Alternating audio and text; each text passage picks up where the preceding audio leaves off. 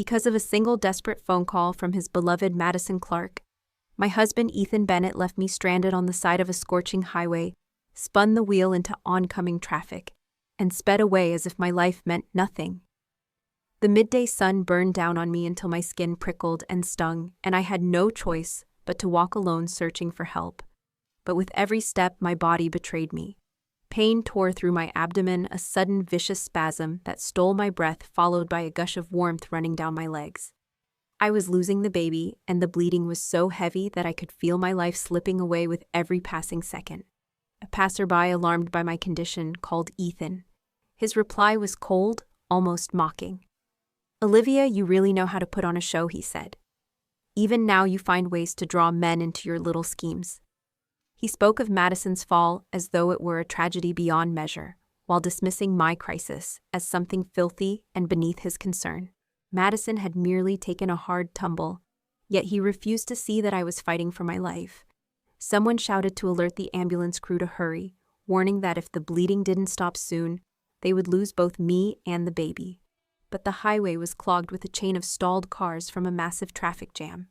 No ambulance could get through, and I had no identification, no phone, nothing to connect me to anyone who could come for me. Just over an hour earlier, Ethan's mother had forced him to personally drive me to a nearby city, insisting it was the only place she felt safe for me to give birth. She didn't care that Ethan and I had been fighting, nor that he had other plans. Her word was law, and he obeyed without question, though. His resentment toward me was obvious in the tight set of his jaw. Halfway there, Madison's voice came through the phone in broken sobs. Her cry was sharp enough to make him slam on the brakes. Without hesitation, he opened my door, shoved me out onto the blazing asphalt, and left. My handbag with my phone, my wallet, every piece of identification I owned, all of it stayed in his car as he swerved recklessly into the wrong lane and disappeared. I stumbled forward a few steps, dazed and desperate to keep up. But the rush of passing cars made me realize the danger. I climbed over the guardrail, standing on the gravel shoulder beyond the safety barrier. The heat shimmered in the air like waves from an open furnace. My throat was dry, my skin slick with sweat, and there was no one I could call for help. I didn't even dare to wave a car down for fear they'd speed past without stopping. So I kept walking one step after another, praying silently that I could make it somewhere safe. The prayer went unanswered. The cramp in my lower belly grew sharper until it felt like my insides were tearing apart. When the warm liquid flowed down my legs, my voice finally broke in a hoarse cry for help. By the time someone stopped and called for an ambulance, it was already too late. In the sterile cold of a hospital room, a doctor's voice announced without hesitation that the baby could not be saved. My last thread of hope snapped in that instant, and everything around me dimmed. I floated above my body, watching it lie motionless on the sizzling blacktop, the pool of blood beneath me spreading wider and wider. A doctor knelt beside me, pressing the defibrillator paddles to my chest in one last attempt to pull me back. The electric jolt tore through my body, reaching even my drifting soul, making me shiver in the empty air. White light flashed again and again before my eyes. When I opened them once more, I was standing beside Ethan. My voice came out as a whisper. "Ethan, our baby, is gone." I sobbed uncontrollably, tears falling like heavy beads of rain. He didn't flinch. He didn't even look in my direction. That was when I understood I was already dead. While I had been clinging to life, bleeding and terrified, he had been here in a hospital room with another woman. I watched as he gently wiped away Madison's tears, his voice low and tender. "It's all right, don't cry anymore. The doctor said the surgery was a success. Your leg will be fine and it won't affect your dancing." Her face, pale and delicate, seemed to glow with fragility. She bit her lip and looked up at him with wide, tearful eyes. "Ethan, will Olivia be angry you came here like this? I'm sorry, I was just so scared. I didn't expect to fall from the stage, and in that panic I could only think of calling you. You're the only friend I have here. I didn't know who else to turn to. Maybe you should go back to her. A pregnant woman shouldn't be upset, and I'll be fine." He smoothed a hand over her hair as if she were made of porcelain. "Silly girl," he murmured. "Even now you're worried about others. Just focus on healing. I'll stay right here with you. Don't waste another thought on anyone who doesn't matter." I stood there, my chest tightening until the ache reached every corner of my soul. A single sentence from Madison made her seem kind and selfless in his eyes, while everything I had done for him had left me branded as insignificant. Even now, he would never know that I was right there watching. "You're the only friend I have here," Madison said softly, her voice trembling with practiced fragility. "There's no one else I can turn to. Maybe you should go back to her. Pregnant women shouldn't get upset, and I'll be fine." Ethan brushed a strand of hair away from her face, his eyes warm with sympathy. "Silly girl, how can you be so kind? Even now you worry about others. Just focus on healing. I'll be here with you, and those who don't matter aren't worth your thoughts." He had no idea that the person he called those who don't matter was standing right in front of him. The words tore through me, leaving an ache no language could describe.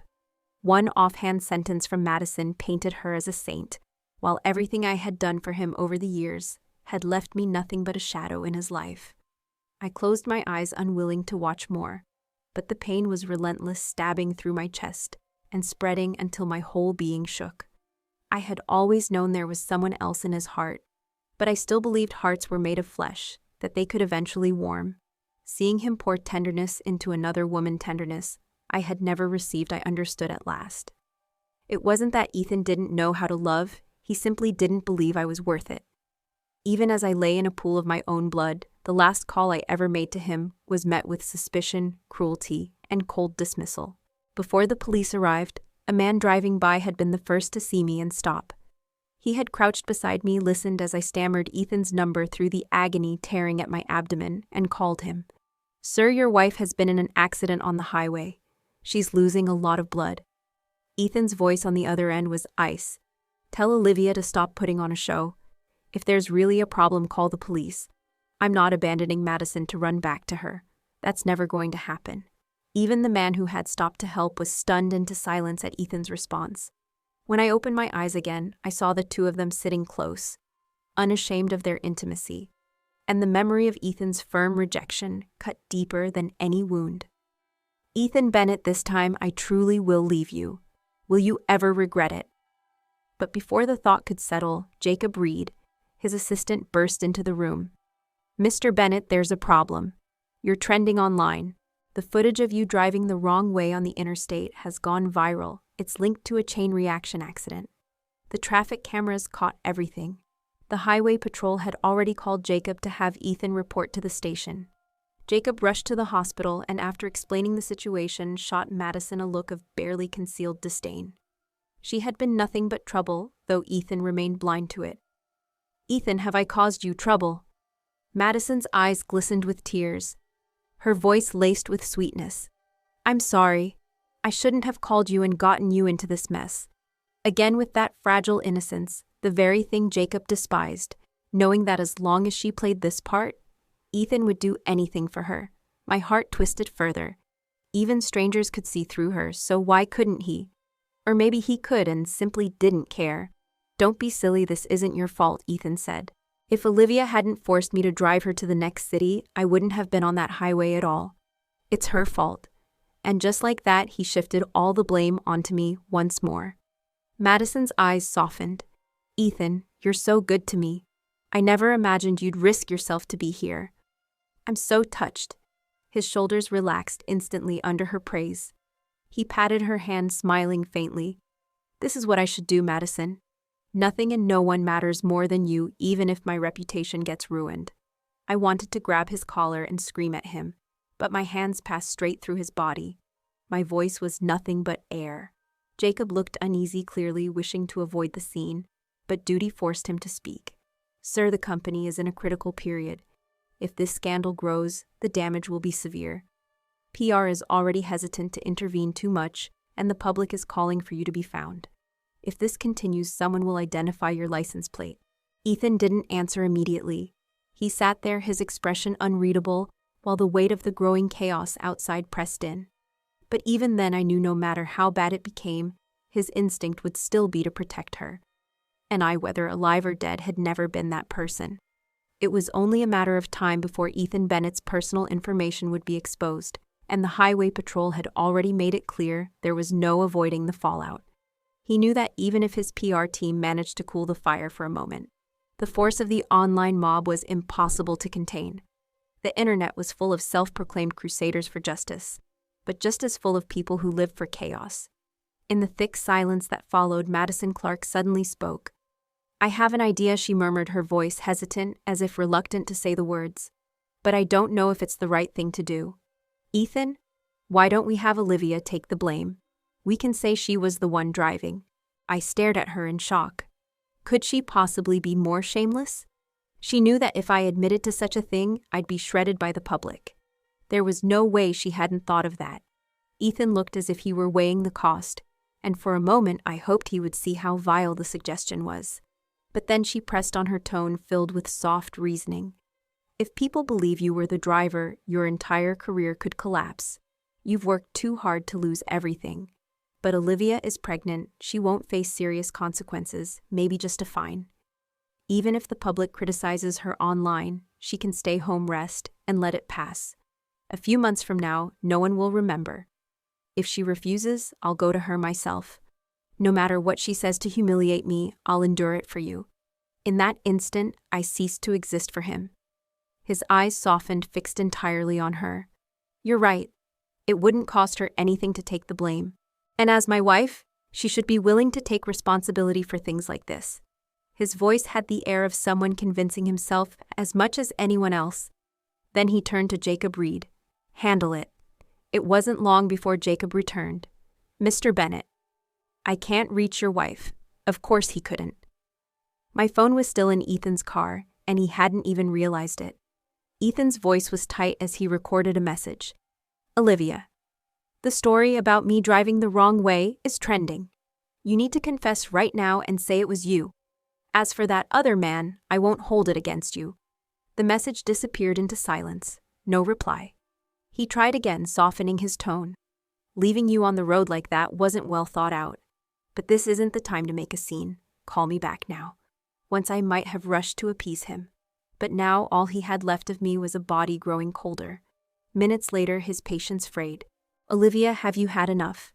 If you don't reply in the next 10 minutes, you'll deal with the consequences yourself." More messages followed, each harsher than the last, until finally he told Jacob to track my phone. "Keep calling until she picks up. Tell her if she doesn't answer in 30 minutes, I'll have the lawyer draw up divorce papers." His face was twisted with rage. I sighed in the empty space between us, unheard. He had used the threat of divorce to control me so many times, but now he would never get the chance. Jacob said nothing, only kept dialing until the 27th attempt ended with my phone going dead. Damn it, Ethan kicked the door hard. Is she angry at me? Maybe I should go apologize, even if I have to get on my knees, Madison whispered, her eyes glistening.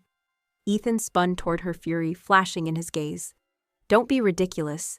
This is between me and her. I won't let you suffer for it. His protectiveness toward her sliced through me like glass. He had always wanted to keep their relationship hidden. In the public eye, she was nothing more than a talented young dancer, a close friend of his.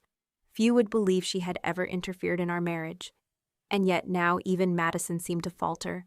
"Ethan," she asked quietly, "is it possible something really did happen to her? She's not the type to be reckless. What if that man was telling the truth?" For the first time, I saw a flicker of doubt in her eyes, but in his there was only the same cold certainty that had always been there. In Madison Clark's eyes, I had always been the patient, enduring wife, the woman who quietly tolerated everything Ethan Bennett did. To her, my marriage was nothing more than a calculated move on my part, something I had schemed to obtain. Ethan believed that too. He scoffed at the thought that anything might have truly happened to me. If she were really in trouble, she'd have come to me by now. Meeting another man is just her way of trying to make me jealous. It's nothing but a foolish fantasy. Madison didn't seem entirely convinced by his explanation, yet she offered no defense on my behalf. I wondered if she understood how serious this was, or if she simply wanted to play the fragile damsel a little longer. The scandal had already blown up online. Ethan couldn't possibly believe I didn't know. In his mind, I must have been waiting for him to come and apologize, so I could use the situation to force his hand. After settling Madison comfortably, Ethan left the hospital in Jacob Reed's car, leaving his own behind. Driving it now would be like parading a target through the streets. Without thinking, my soul followed him. Maybe it was stubbornness or something deeper, but I couldn't stray far. I stayed close, as if tethered to him by a thread I hadn't yet found the strength to cut. Perhaps fate was giving me this chance to finally see the man I had loved for so many years, without the haze of my own blind devotion. Back home, he moved quickly from room to room, rifling through every corner, still clinging to the hope I'd return on my own. His search came up empty. Then he remembered the call for help, and without hesitation pulled out his phone to dial the number. "Tell Olivia to pick up," he instructed sharply. "If she comes back now and apologizes, I'll forget about it." The man who answered sounded confused. "You've got the wrong number," he said, and hung up. Ethan's temper flared instantly. He called back, his voice edged with warning. "I'm running out of patience." The line went dead again before he could finish, and this time the number blocked him entirely. A pang of guilt hit me. This man had only stopped to help, yet he was now caught up in trouble he didn't deserve. Before Ethan could try again, his phone rang. "Mom, why are you calling?" he said, but her voice was already thundering through the line. "Ethan Bennett, what on earth are you doing? I told you to bring Olivia here, so where is she? She's pregnant, and you were driving the wrong way on the highway with her in the car. If you can't explain yourself today, don't call me your mother again. Where is she now? Why is her phone off? Did you scare her that badly? Put her on the phone, I want to speak to her." Her voice, sharp with anger yet painfully familiar, almost undid me. She had been my mother's closest friend, stepping into that role after my parents died, loving and caring for me as if I were her own daughter. For years she had been my greatest source of warmth and comfort. In that moment, I wanted nothing more than to run into her arms and cry until I couldn't breathe. But I could no longer feel her embrace. "Mom, I'm sorry. I should have listened to you. I should never have clung to him, never have put myself and our baby in harm's way." I looked toward the nursery I had decorated myself, covering my face as sobs broke free. No matter how many times I whispered, "I'm sorry," nothing could change the truth. My baby would never see this world, and Margaret Bennett, the woman who had loved me so deeply, would carry the weight of that loss for the rest of her life. "She's sleeping." Ethan lied smoothly into the phone. "I'll have her call you later. I have more important things to deal with right now. More important." As if his pregnant wife and her mother were afterthoughts. More important. "Are you saying she and your child aren't important?" Her voice cut back. Ethan rubbed his temple, his patience fraying. "That's not what I meant, Mom. I don't care what you meant," she snapped. "You know how Olivia has treated you all these years. Don't you have a conscience?" His tone turned cold. "I haven't forgotten what she did to trap me into this marriage. Everything she's done since then has disgusted me." His mother's voice came through the line like a sudden break in the storm. "I only overlooked her faults because of her mother." Margaret Bennett said, her tone heavy. "But you cannot expect me to pretend nothing happened forever." There was a pause so long it felt like a weight pressing on the air. "Ethan, I regret forcing you to marry Olivia. She is a good girl, loved and respected by many. But it has taken me until now to truly see it. This is my fault. If you truly can't stand it anymore, then divorce her. You have my blessing." When the call ended, Ethan sat still, the emptiness in him visible for once. He lifted his head, and his eyes caught on the nursery door left ajar. For the first time, he stepped inside. The crib, the changing table, the bottles, the swaddles, the tiny bibs, every item arranged with care. The little clothes washed and folded smelled faintly of baby powder. Every detail was my love made tangible, my anticipation for the life we were supposed to welcome. His expression was unreadable, and in that moment I realized I had never truly understood the man I married. His phone rang again. Jacob Reed's voice was urgent. "Mr. Bennett, we traced your wife's phone. At 1:28 p.m., it last pinged from a cell tower at City General Hospital." Ethan's face darkened instantly. What was she doing there? Trying to cause trouble for Madison. Jacob's reply was firm. "Sir, the First Lady isn't like that. If she'd wanted to cause problems, she would have done it long ago." Ethan's response was sharp, accusatory. "You seem to know her very well. When did she start seducing you?" Jacob bit back whatever he was about to say. Ethan's orders came in a cold rush. "Go guard Madison. If anything happens to her, you'll answer to me. And pull every security camera from the hospital, find Olivia. At the hospital, they searched every feed, but my image never appeared.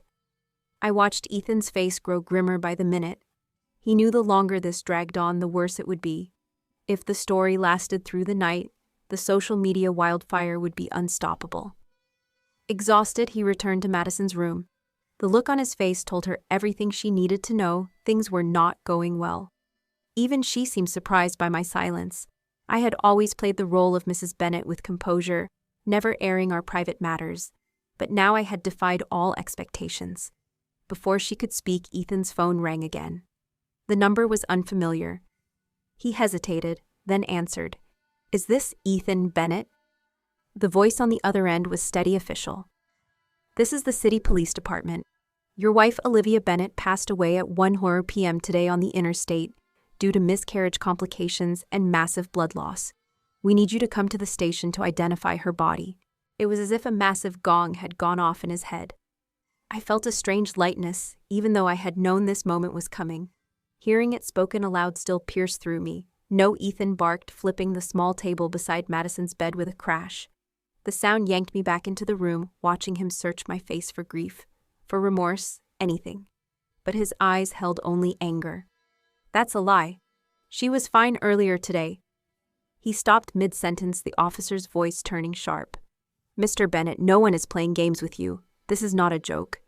"That's impossible," Ethan insisted. "She was at the hospital at 1:30. How could she be dead on the highway at 1:00? Check your facts before making claims like that." Without waiting for a reply, he hung up. A long exhale followed, and for the first time relief flickered across his features. Relief, not sorrow. Madison's eyes glimmered with a strange light. "Even now, she hires people to stage something to sabotage you.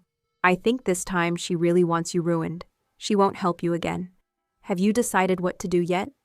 She didn't give him time to answer before pushing further, her voice, gentle but insidious, framing my supposed death as nothing more than another ploy to bring him down. "If she's really this ruthless, you don't need to hesitate anymore," Madison Clark said, her tone dripping with false innocence, as though I had done something so vile the heavens themselves would not forgive me. Ethan Bennet frowned, unsure of her meaning. "What are you suggesting?" "I mean," she said gently, "if she doesn't show up, it doesn't matter. You can use my account to livestream. I'll apologize to the public on her behalf. It might even be more effective. I have a lot of fans, plenty of influence. If you speak too, it'll be even better. Live streaming is the fastest way to spread information. If you show enough sincerity, no one will keep pushing." The message beneath her words was clear. I wasn't here so they could say whatever they wanted. The truth didn't matter. They announced the live stream ahead of time, and when Madison appeared on camera, over 8,000 people flooded into the stream immediately. She wore hospital clothes, her face bare of makeup, her voice soft as she explained her fall from the stage, and told fans she'd be using her recovery time to rest. Sympathy poured in through the comments, the chat scrolling so fast it blurred. The view count soared past 45,000 when her expression shifted, her voice tinged with sorrow.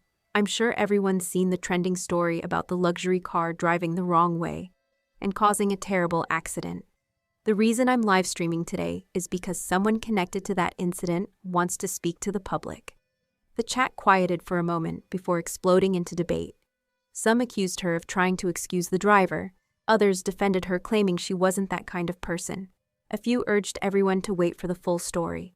She adjusted the camera angle, and Ethan's face filled the frame, his features striking under the bright studio lights. Compliments flooded the chat, people insisting that a man who looked like him couldn't possibly have done wrong.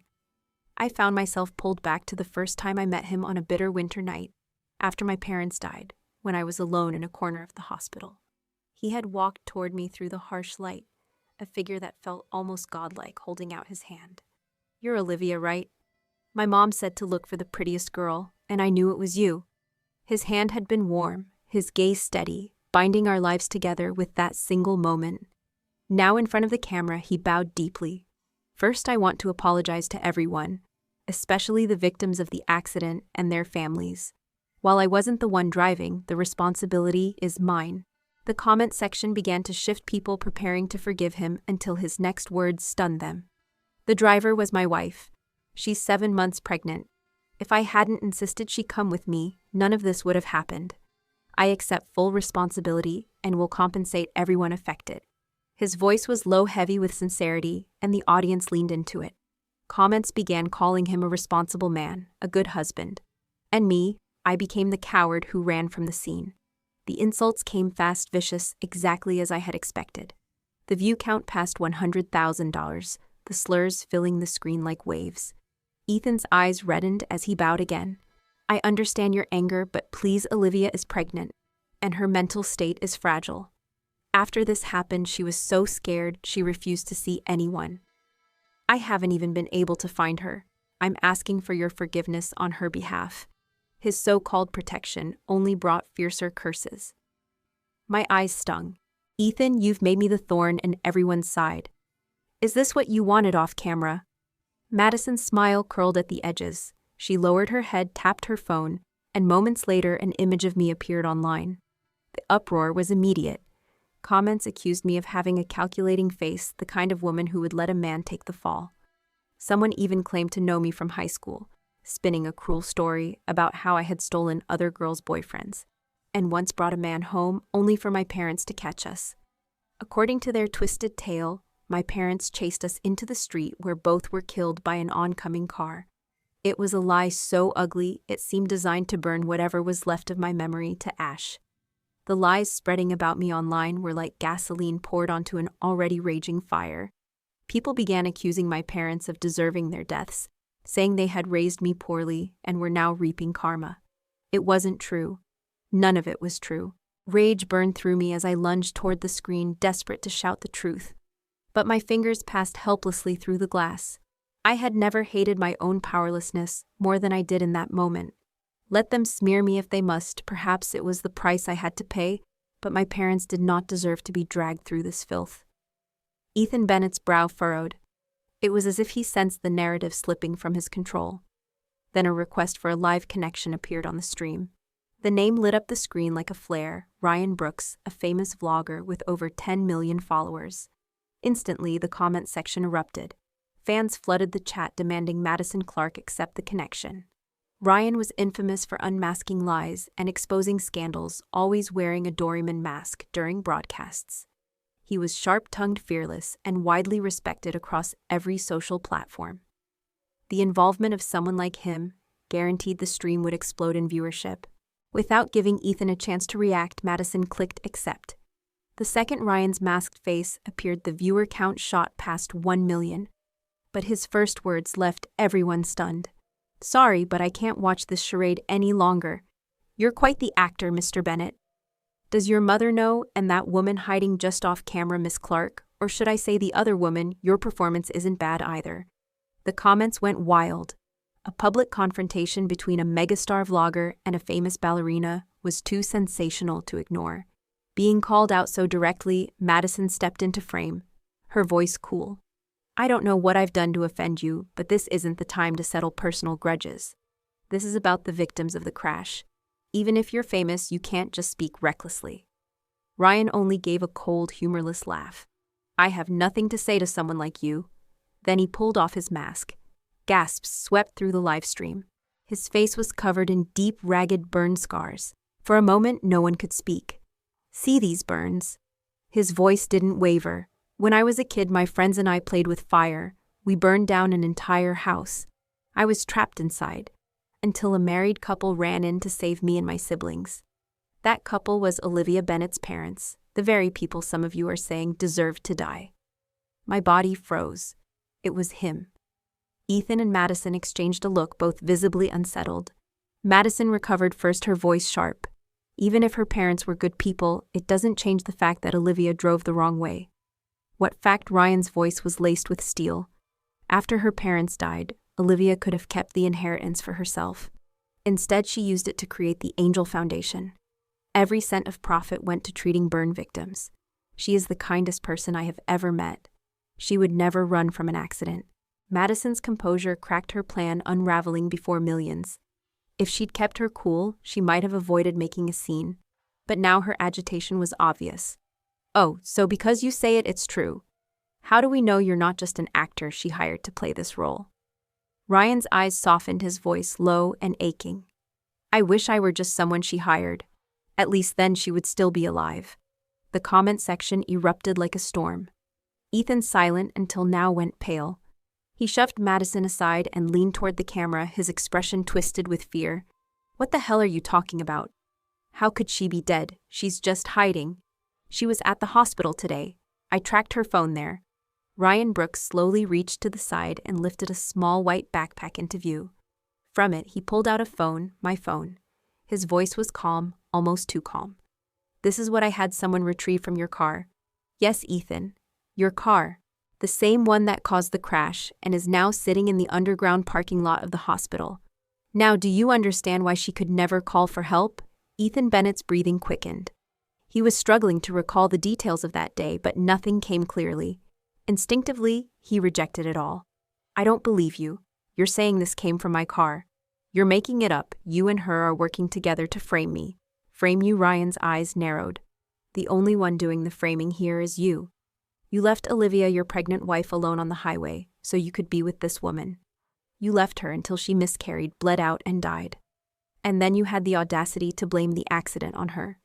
Before Ethan could reply, Ryan revealed something that landed like a physical blow, a police notice confirming the identification of my body.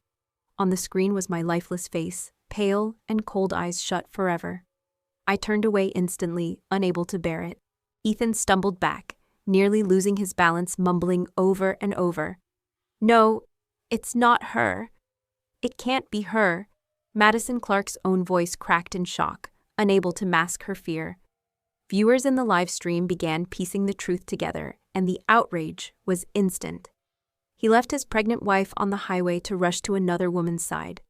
Don't tell me this is some pure friendship. Murdered his wife and tried to pin it on her.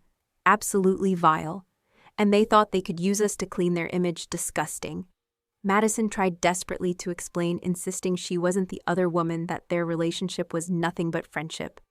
But no one believed her anymore. The insults that had been aimed at me now turned on her with double the force. The more she spoke, the worse it became.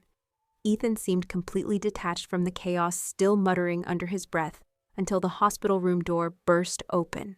A tall figure strode in and slapped him hard across the face. The sound snapped him out of his daze. Mom. His voice trembled. I froze. My mother-in-law. I hadn't expected to see her again, and suddenly all the grief, anger, and hurt I'd been carrying surged inside me. Her eyes were red, but the disappointment in them cut deeper than any anger. What did Olivia ever do to deserve this, Ethan?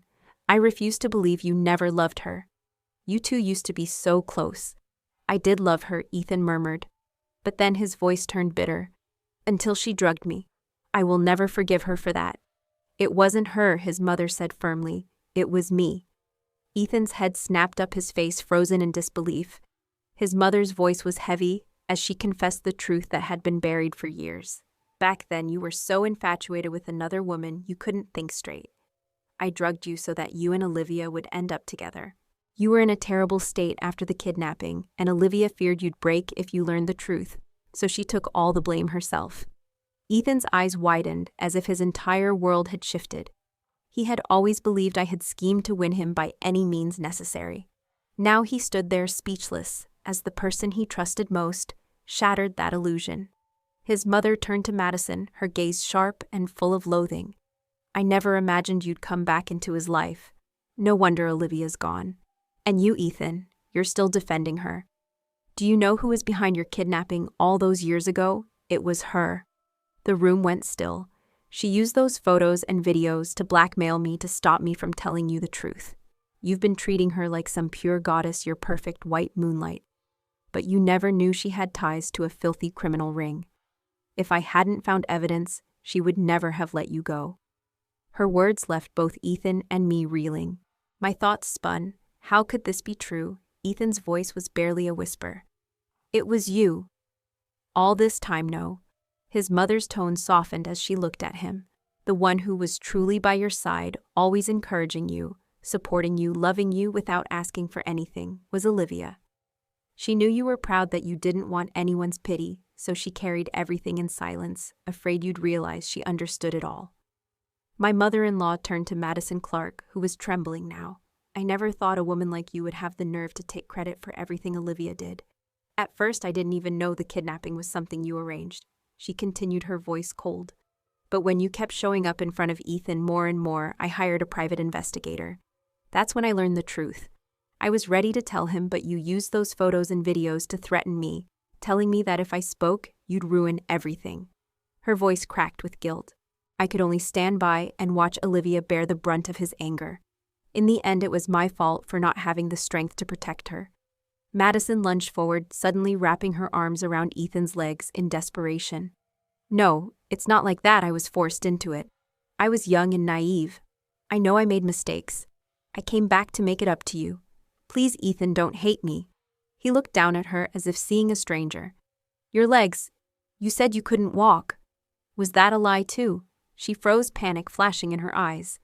I just Ryan Brooks' voice cut through the air. Ethan, do you know why Olivia died? She had a chance to be saved, but your reckless decision to drive the wrong way caused a massive pileup. The traffic was so bad that the ambulance couldn't reach her in time. She bled out slowly alone. The words hit like a blade to the chest. Ethan's face drained of color, his body swaying as though the floor had vanished beneath him. He lowered his gaze to the crying woman at his feet, slowly helping her up. Madison's eyes lit with hope for a split second, before his own darkened again. Without warning, he wrapped his arms tightly around her and hurled them both through the open hospital window. In an instant, the live stream that had shocked millions became the prelude to a tragedy even more devastating. Madison survived, but a thick branch had pierced her from abdomen to cheek. Her organs were gravely damaged, her spinal cord destroyed. She would never walk again. She would never dance again. And the scars on her face would remain for life. Ethan suffered a traumatic brain injury and fell into a coma, and I remained trapped at his side. When Ryan came to visit, I was surprised. We had only ever spoken online, and I hadn't expected him to care so much. But perhaps all these years I wasn't the only one haunted by the shadow of my parents' deaths. He sat silently by Ethan's bed for a long time before speaking. After I saw the identification notice, I went to see her. She'd lost so much blood. She must have been in unbearable pain. And the baby. A little girl. Tiny. Beautiful. She had Olivia's nose and mouth. You know how much she wanted to meet that child. She told me once that the reason she loved you was because after her parents died, you took her hand and said. Ryan's voice softened, almost breaking. Olivia. Don't be sad. You don't have parents anymore, so I'll share mine with you. And you have an older brother now. I'll protect you. Then his tone turned cold. Because she once loved you with everything she had, and treated you with nothing but kindness in your next life, stay away from her. Without another word, he stood and left the room. In that moment, I felt the invisible chains that had bound me for so long begin to dissolve. Before I could make sense of it, a soft white light appeared outside the hospital room. In its glow, a small figure wobbled toward me. She smiled, lifted her chubby arms, and looked up at me. Mommy, Grandma, and Grandpa sent me to bring you home.